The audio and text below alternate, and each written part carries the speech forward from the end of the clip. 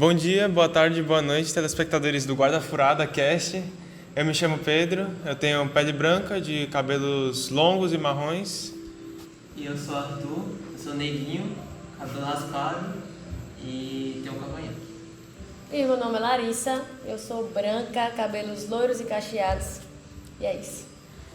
Hoje nós vamos entrevistar a Larissa, né? Como ela já bem se apresentou. E vamos lá. Primeiro, qual a luta que você luta? Tipo, o principal. Atualmente, qual que é que você pratica? Então, eu sou marrom de judô, iniciei com 11 anos de idade. Tive algumas lesões no meio do caminho, por isso que eu dei uma parada. Mas atualmente eu continuo dentro do judô, porque eu sou preparadora física do projeto Revelar Talentos, que inclusive acontece dentro do IF. E fora o judô, eu já fiz inúmeras outras artes marciais, né? Eu sou medalhista nacional de wrestling, que no caso é a luta olímpica. Também sou preparadora física e técnica hoje da luta olímpica. E no meio do caminho também já fiz boxe, já fiz jiu-jitsu. Esses dois foram duas artes marciais mais distantes, mas que eu também já pratiquei. Bom, legal. Larissa, o tema do nosso podcast hoje vai ser sobre como praticar lutas, como praticar esporte de luta, ajuda na saúde mental dos praticantes e quem pretende iniciar. Você já viu de perto alguém que precisava de alguma ajuda com a saúde mental e procurou a luta? Você já viu de perto isso? Sim, na verdade acontece bastante, né? É um meio de você melhorar em vários aspectos, né? Tanto físico quanto mental. Sim. Vai ajudar muito a combater a depressão, ansiedade, estresse. Então vai proporcionar realmente de fato algo positivo diretamente, né, para a pessoa, para o praticante, seja ele iniciante ou seja ele avançado. Mas tipo assim, se uma pessoa chega aqui, vamos supor que ela tem depressão. Ela chega aqui e fala, nossa, eu quero começar a lutar e tal. Aí tipo assim, ela começa a lutar e progride bem e uma hora chega a competir. Como é que a doença mental dela, o transtorno mental dela poderia influenciar? Tipo, por exemplo, sei lá, ela num dia fica triste, enfim. Claro que isso é individual, né, de cada um. Cada um tem o seu processo e cada um lida com o seu processo da sua maneira. Mas no caso, as artes marciais, ela entra nesse benefício, né, nesse âmbito, justamente para que nesse processo, como alivia alguns sintomas, tanto também melhora o social, é um dos pontos positivos principais, porque existe o social, então você vai criar aquela rotina, tá sempre ali com várias pessoas, você cria amizades, cria um vínculo e você tem esse autocuidado também, né? Melhora a confiança, então quando você vai, como você citou, chegando a um momento que essa pessoa que saiu de iniciante para um competidor, ela já avançou muitas coisas, né? Ela já criou vínculos, ela já melhorou dentro do esporte e a saúde mental também fez parte desse processo. Então, obviamente que a gente não pode dizer que a pessoa não está mais passando por aquilo. Claro que também é individual, como eu falei no início. Mas o esporte ajuda nesse processo, né? Nesse processo de até chegar a competir. Ele vai passar ou ela vai passar por várias etapas e essas etapas do dia a dia são as etapas importantes que vão influenciar diretamente na melhora da saúde mental. Sobre a autoestima, como você disse, no cuidado com o atleta, já notou alguma vez alguém chegar com uma aparência muito cabisbaixa e depois do treino tá alegre? Com certeza. Muitas vezes. Eu acredito que como os treinos em si, eles acabam fazendo parte da rotina dos atletas, obviamente que do mesmo jeito que qualquer outra modalidade, às vezes você nem está com vontade de ir, mas depois que você vai, a disciplina vai criando isso te faz bem, quando você sai de lá, você sai satisfeito, não, poxa, ainda bem que eu vim, eu acabei fazendo, não vinha, mas acabei vindo e acabou sendo produtivo.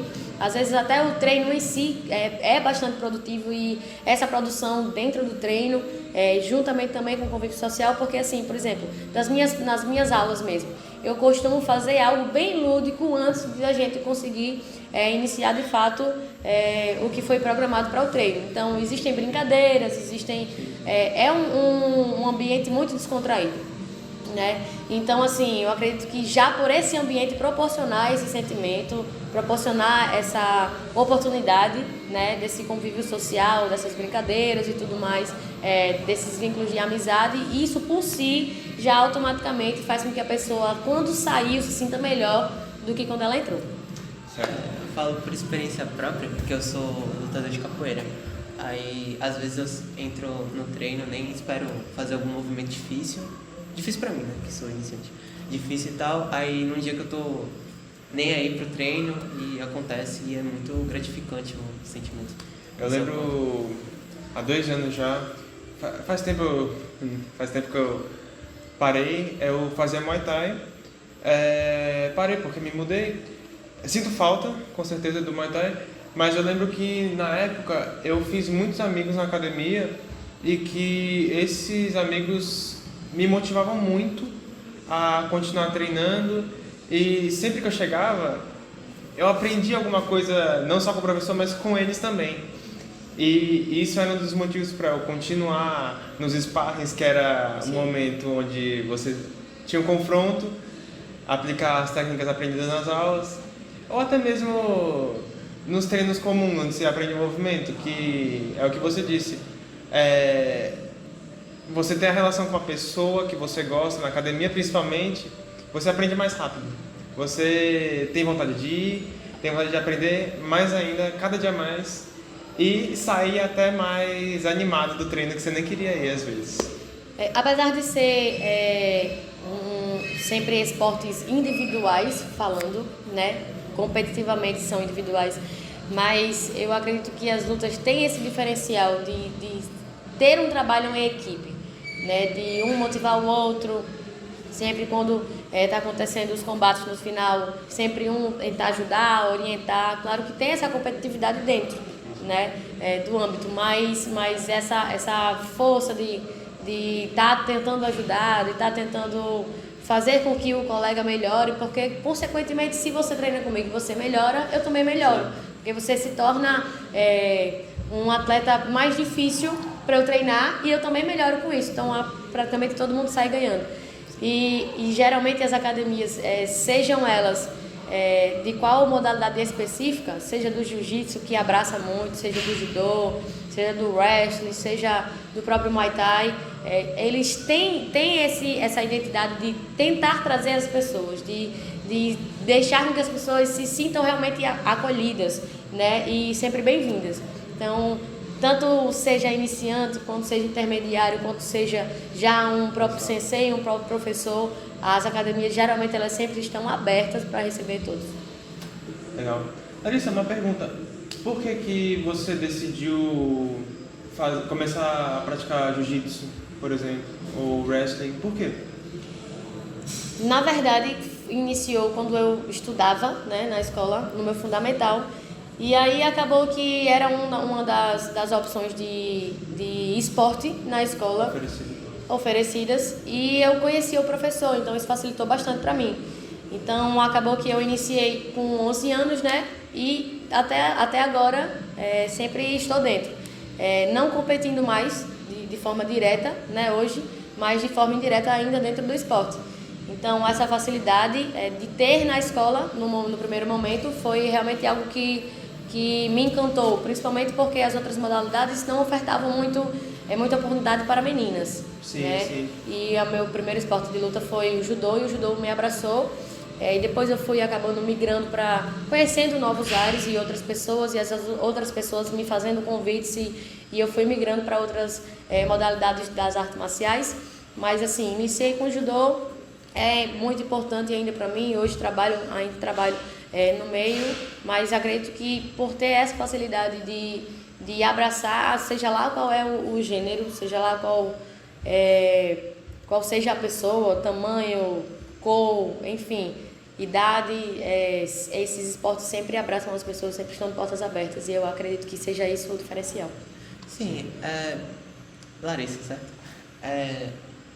como era a sua cabeça quando você ia participar de alguma coisa importante, como tipo, alguma competição? Então, eu iniciei treinando, né? E aí, praticamente um mês depois de treino, eu já participei do meu primeiro regional. E participando desse meu primeiro regional, eu já consegui me classificar e já consegui, poucos meses depois, ir para um brasileiro, que na época era sub-13, né? Eu iniciei com 11 anos. Então, assim, desde o início eu sempre estive no âmbito, né, competitivo, e isso é muito bom, porque a gente sempre tem a vontade de melhorar cada vez mais para a gente conseguir continuar se testando. Né? A gente se prepara para isso, para que a gente consiga ir para os confrontos, independente de seja regional, seja estadual, seja um brasileiro, para que a gente consiga se sair bem lá. Mas querendo ou não, tipo assim, em algum momento subiu pra cabeça, porque tipo, quando você começa cedo, porque você começou com 11 anos, né?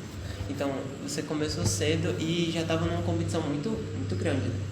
Então, em algum momento já chegou a subir ou pra cabeça? O atleta, que ele é atleta de verdade, ele sempre quer melhorar. Ele sempre acha que tem algo para melhorar, algo para ser acrescentado. Então, ele de verdade quer sempre se superar. Então, o atleta de verdade, ele nunca está estagnado, ele nunca está satisfeito. Ele não acha sempre que ele é um invencível. Ele sempre tem que ter na cabeça dele, o atleta de verdade, que ele tem que continuar se preparando para que ele consiga se manter. O problema de todos os esportes em si não é você conseguir conquistar, é você conseguir manter depois que você conquistou. Então isso serve para todas as modalidades. Não deixar a guarda furada, literalmente. É isso. Bom, a gente pode já caminhar para as considerações finais? Ou tem mais coisa ainda para... Acho que não. Acho que não, acho que a gente falou bem sobre agregar as lutas com a saúde mental. Bom, para as considerações finais, para começar algum esporte de luta, o que você recomenda, Larissa? Bom, hoje em dia é muito fácil, né? Então, se você não tiver na sua escola, que no IF oferta bastante modalidades. Está oferecendo no jiu-jitsu agora, né? Isso, então, assim, sempre tem uma academia próxima à sua casa, independente de qual modalidade que seja. Então, procure qual é a modalidade que você mais se identifica, e depois de você conseguir perceber isso, você ir lá numa academia, você sempre vai ter uma aula experimental disponível, né? Conversar sobre, eu acredito que independente de qual modalidade você vai ser sempre bem recebido, porque as lutas têm esse quê a mais de sempre estar com as portas abertas. Então, eu acho que vale a tentativa, né? Muitas vezes a gente foca em esportes de bola, seja vôlei, basquete, futebol, futsal, mas as lutas, ela tem um negócio a mais, ela tem algo diferenciado nela, e que geralmente sempre a pessoa, quando vai procurar, é muito abraçada. Então, pelo menos dá a chance da dúvida de pelo menos ir fazer uma aula experimental, seja lá qual for a modalidade de artes marciais, eu acho que vale muito a pena. Legal. Tem alguma coisa mais que você quer falar? Só ia comentar que de fato dar uma chance para lutas é muito legal, porque eu jogava vôlei lá, eu ainda jogo vôlei lá no IFPA, né? E eu comecei a dar uma chance para capoeira e já pro jiu-jitsu, tô afim, enfim. E realmente é muito diferente do que um esporte usando bola, principalmente que é individual, mas é especial, o sentimento de você estar lá lutando e tal, é interessante. A adrenalina de estar contra uma pessoa não dá pra descrever, não. Eu acho a adrenalina muito boa, sendo bem sincero, e bem única. Apesar de ser um ambiente controlado, eu acho muito legal. Bom, eu acho que esse é o fim do episódio do Guarda Furada. E é isso, a gente finaliza aqui com a nossa convidada. E muito obrigado por ter assistido, ter escutado, dando pelo menos alguma audiência pra gente.